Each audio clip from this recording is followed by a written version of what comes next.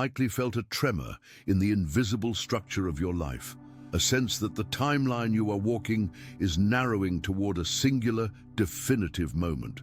You see dates and years, perhaps hearing whispers of January 2026 as a threshold, and your human senses may react with anxiety or anticipation. But I am here to tell you that the calendar on your wall is merely a shadow of the clock ticking within your own consciousness. The urgency you feel is not a threat from the outside world. It is the pressure of your own higher self, your own wonderful human imagination, demanding that you finally choose the state you wish to inhabit. The point of no return is not a cliff you fall off. It is a door you lock behind you. It is the moment you decide with absolute finality that you will no longer serve two masters. You cannot continue to desire freedom while entertaining thoughts of oppression. You cannot wish for abundance while mentally rehearsing the limitations of the past. The warning is simple. If you do not discipline your attention now, the world of 2026 will be nothing more than a magnified reflection of your current unmanaged fears. To navigate this profound shift in consciousness, you must have the correct tools to govern your mind. If you feel you are ready to stop fighting shadows and finally occupy the state of the wish fulfilled with stability, I invite you to explore the 3 keys to a prosperous life. This trilogy, available as both an e-book and audiobook, is not just information. It is a practical map for the chosen ones to awaken to who they really are. It is designed to help you heal those invisible blocks that keep you looping in the past, allowing you to expand, receive, sustain, and multiply your good without guilt. You can find the link to this trilogy in the pinned comment below and in the description. It is a limited time opportunity to deepen your study, so if this resonates, do not hesitate. Now let us return to this concept of the point of no return. In the spiritual drama of your inner life, this is what we call the Sabbath, or the state of pregnancy. When a seed is planted in the earth, there comes a point where it takes root so deeply that the harvest is inevitable. It has passed the point of no return. It must express itself. For many of you, the warning is actually a summons to reach this state of conviction regarding your desires. You have spent years oscillating, 1 foot in the feeling of the wish fulfilled and 1 foot in the evidence of your senses. The time has come to withdraw your attention completely from the evidence of the senses that denies your good. Think of the Archangel Michael, a figure you know well as the warrior of God. In the library of your mind, Michael is not a separate entity fighting demons in the clouds. Michael represents your capacity for disciplined attention. The sword he wields is your ability to sever your connection to negative thoughts. When we speak of a spiritual war intensifying as we approach a new cycle, we are speaking of the battle for your attention. The dragon, or the enemy, is simply the frozen state of your past mistakes and old beliefs, trying to convince you that they are still alive. They are dead unless you revive them with your attention. If you are finding value in this perspective, please click the like button so that this message can find others who are ready to lay down their heavy burdens. Why is January 2026 significant in this framework? Because the future is not a place you're going to. It is a place you're creating. The year 2026 is already alive within you as a state of consciousness. If you dwell in fear of the future, you are essentially projecting a bridge of incidents that will lead you to a fearful experience. But if you stand here, in this present moment, and assume the feeling that your future is already secure, noble, and dignified, you alter the trajectory of your soul. You change the destination by changing the departure point, which is your I am. The danger, if we must use that word, lies in your passivity. The law of your being is always operating. It does not care if you are imagining a catastrophe or a miracle. It will faithfully externalize whatever you are conscious of being. The point of no return is the moment you realize that you are the operant power. There is no one to change but self. You might ask, How do I ensure I am on the right side of this threshold? You do it through the act of revision and the nightly practice of entering the silence. Tonight, before you drift into sleep, do not let the sun go down on your wrath or your disappointment.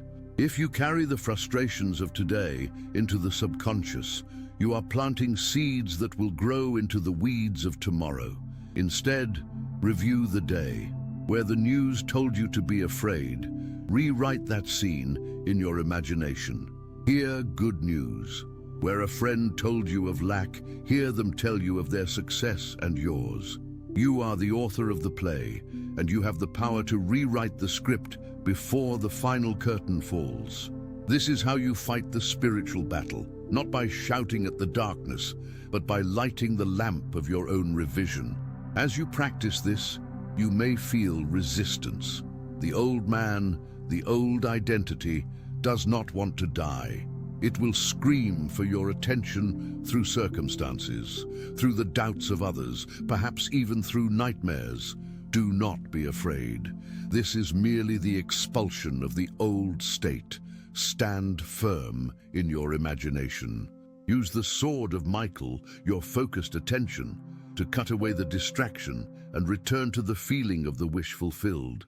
If you have experienced this inner resistance recently, leave a comment sharing how you brought your mind back to peace. Your testimony helps others realize they are not alone in this inner work. Remember, the soul's point of no return is actually a promise of victory. It means you have gone so far into the feeling of your desire that you cannot turn back to who you were. You have tasted the fruit of the new state. The person who fears the future is the person who does not know that they are creating it. But you are beginning to remember. You are remembering that God is your own wonderful human imagination. When you walk through the door of 2026 or any future date, you will find there only what you have taken with you in your heart. So what are you packing for the journey? Are you carrying old grievances, or are you carrying the joy of your answered prayer? The urgency you feel is the quickening of the spirit. It is the desire knocking at the door, asking to be born. Do not keep it waiting. Embrace the state of your wish fulfilled now. Wear it as you would wear a suit of clothes. Walk in it, sleep in it, and bathe in it until the outer world has no choice but to reflect it. And as you stand on this precipice of change, knowing that your imagination is the only reality, you might wonder how to maintain this high state when the world around you seems to be crumbling. There is a specific way to anchor yourself in the end, a technique that bypasses the noisy surface mind entirely. This technique is the lullaby of the soul. It is the art of reducing your complex desire into a single short phrase, one that implies fulfillment, and repeating it over and over again like a lullaby until the mind is dominated by the single sensation of thankfulness. You do not need to construct a complicated visual scene if your mind is too weary or too scattered by the noise of the world. Simply catch the feeling that would be yours were the desire already a fact. What is the feeling? It is usually a deep, sighing relief. It is the feeling of thank you. When you say thank you, addressing the higher self, the I am within, you are acknowledging that the gift has already been received. You are not asking, you are confirming. As you drift off to sleep, let this single sensation of gratitude crowd out all the worries of the day. The conscious mind, the noisy surface that argues and analyzes, will eventually tire and shut down, leaving the subconscious wide open to the impression of your command. This is how you bypass the guards at the gate. You enter the city of sleep not as a beggar, but as a victor. And this brings us to a fundamental truth about your journey. For those of you who feel the weight of a calling, those who feel set apart or chosen for a specific destiny, you often ask for a map, a guide to navigate this invisible terrain where your thoughts shape your reality. You feel the power, but you also feel the instability of the human experience. If you are ready to stabilize this power, I invite you to explore the 3 keys to a prosperous life. This is not just a book, It is a trilogy designed as a practical map for the chosen ones to finally awaken to who they really are. It is about healing those invisible blocks that keep you in cycles of lack and learning to expand with stability. It teaches you how to receive, how to sustain, and how to multiply your good without the heavy burden of guilt that so often plagues the spiritual seeker. Whether you prefer to read the ebook or listen to the audiobook as you go about your day, these keys are essential for those ready to move beyond theory and into living the law. You can find the link to this trilogy in the pinned comment or the description below. If you feel this resonating, do not hesitate. Sometimes the tools we need appear exactly when we are ready to use them. Now, returning to this state of the wish fulfilled, we must understand that the stability we seek is not found in the external world. The world is a mirror, and you cannot smooth out the reflection by scrubbing the glass. You must change the face in front of it. When you begin to apply this law, you will notice that the chosen one narrative is not about being better than others. It is about being chosen by your own higher nature to bear the responsibility of the creative act. You are chosen to be the conscious operator of a power that others use unconsciously. Consider the symbolism of the Archangel Gabriel. In the scriptures, Gabriel is the messenger who brings the good news. He announces the birth of the Savior. But do not look for a winged being descending from the clouds. In the drama of your psyche, Gabriel represents that sudden intuitive flash, the idea, the desire that springs from nowhere and promises a new state of being. When a desire for health or freedom or a new vocation enters your heart, that is Gabriel standing before you. That is the Annunciation. Most people, when they receive this visitation, this desire, immediately react like the rational mind. They say, "How can this be, seeing that I have no money, no education, no connections?" They argue with the angel. They argue with their own salvation. To be one of the awakened is to stop arguing with the desire and instead accept the impregnation. You must answer as Mary answered, "Be it unto me according to thy word." This is not submission to an external deity. It is the submission of the outer, reasoning self to the inner, imaginative self. You are accepting the seed. You are agreeing to become the parent of this new state. If you have ever felt a desire so strong, it felt like a promise, yet you killed it with logic, you know the pain of rejecting the messenger. But you can change that habit today. When the desire comes, treat it as a fact. The desire itself is the proof that the thing desired exists. It is the shadow cast by the future entering your present. As you hold this state, you will inevitably encounter the dragon. In the lore of the chosen ones, the dragon is the great adversary. But look closely at the dragon. It is a monster made of scales, and every scale is a hard, cold fact of the sensory world. The dragon breathes the fire of your past mistakes.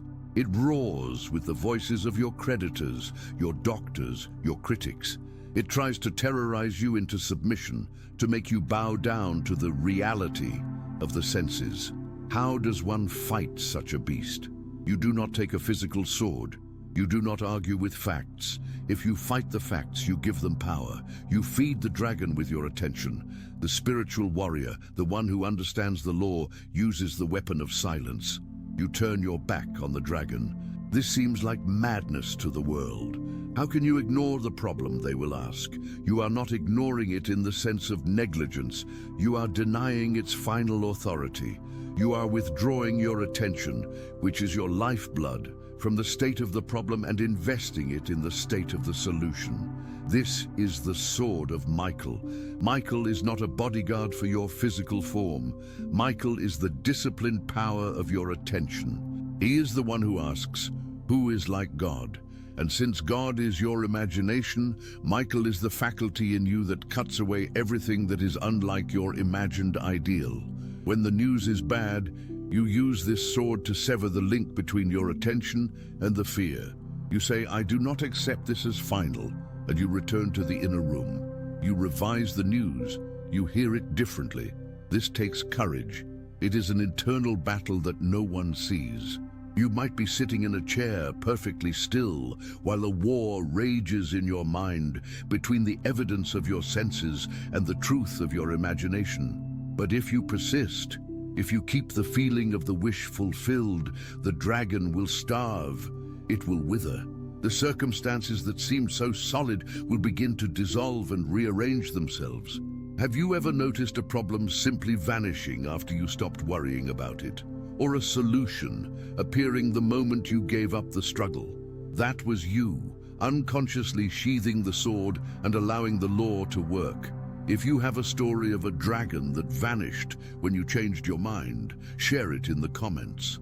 Your experience is the evidence that encourages others to stand firm. Now, let us speak of the bridge of incidents. This is where many of the chosen stumble. You have assumed the state. You have done your SATS, state akin to sleep. You have felt the relief, and then something happens that looks like a disaster. You lose your job. You get evicted. The relationship ends. The immediate reaction is panic. I did it wrong. The law doesn't work. God has abandoned me. Pause. Breathe. You must understand that the bridge of incidents, the series of events that leads you from where you are to where you want to be, is constructed by a wisdom far deeper than your surface mind. Sometimes, to get to the new house, you must be evicted from the old one. Sometimes, to start the business that fulfills your soul, you must be fired from the job that is draining it. The old structure must be dismantled to make way for the new. When these upheavals happen, do not judge by appearances. This is the shaking of the foundations spoken of in Scripture. It is not punishment, it is preparation. It is the rearrangement of the furniture of your life. If you panic and revert to the old state of victimhood, you halt the process. You rebuild the old house.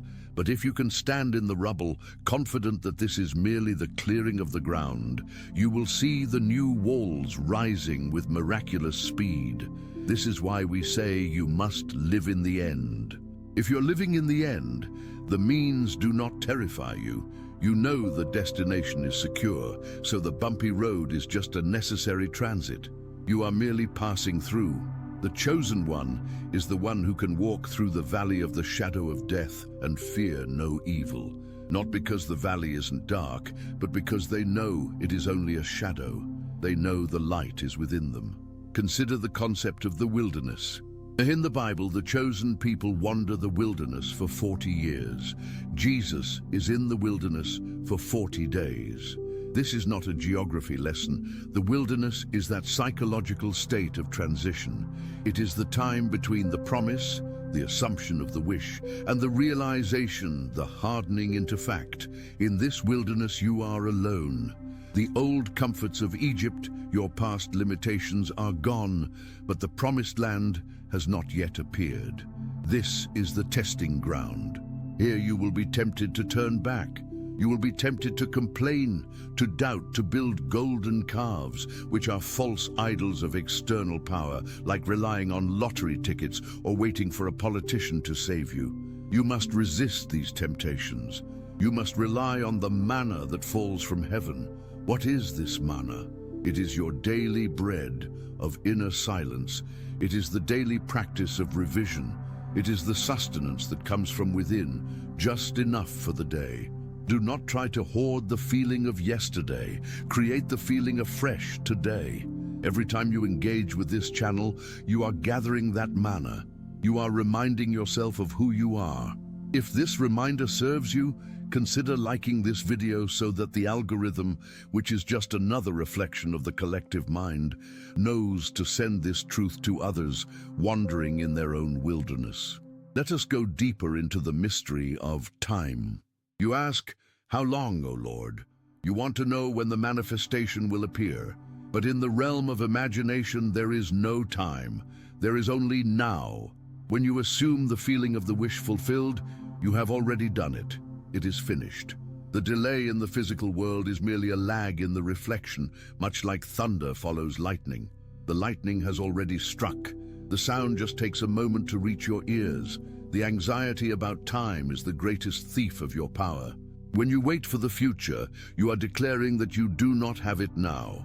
And the law is precise. To him who has, more will be given. To him who has not, even what he has will be taken away. If you have not the feeling of the wish fulfilled, if you are waiting for it, you are in a state of lack, and you will manifest more waiting. You must occupy the state of having until it feels natural. Naturalness is the secret of the masters. A miracle is only a miracle to the observer. To the one performing it, it is natural. If you were truly the person you want to be, you wouldn't be checking the mail every 5 minutes to see if it happened. You wouldn't be anxious. You would be busy being that person. Imagine you are wearing a new suit. At first, you are conscious of it. You are careful not to wrinkle it. You check the mirror constantly, but after a few weeks, you wear it without thinking. It becomes part of you. You must wear your new state of consciousness until it feels like your old skin. When it feels natural, when the thrill of the desire turns into the satisfaction of possession, you are on the verge of the physical manifestation. This brings us to the Sabbath. The Sabbath is not Sunday. It is not a day of the week. It is a psychological state of rest. It is the moment you have done the work of imagination so thoroughly that you can no longer worry about it. You feel a deep, inner click. You know it is done. You don't have to visualize it anymore because you are it. You go about your business, you wash the dishes, you do your work, but inside there is a stillness. You are not looking for signs because you have become the sign. Entering the Sabbath is the goal of all your spiritual effort. It is the point where you stop fighting. You stop trying to make it happen. You allow the bridge of incidents to unfold. Many of you are afraid to rest. You think if you stop visualizing, the dream will die. But the opposite is true. If you keep digging up the seed to see if it has roots, you kill it. You must plant it, water it with feeling, and then let it be. The earth of the subconscious will bring it forth in its own season. But what of the enemy, the voices of others, the skepticism of family, the mockery of the world? Remember, everyone in your reality is yourself pushed out. They are messengers telling you what you secretly believe about yourself. If your partner doubts you, look within. Where do you doubt yourself? If the world ignores you, ask yourself, where am I ignoring my own I am? Do not fight the shadows. Change the light source.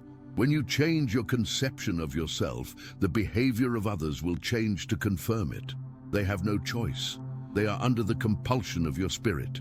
This is a hard saying, I know.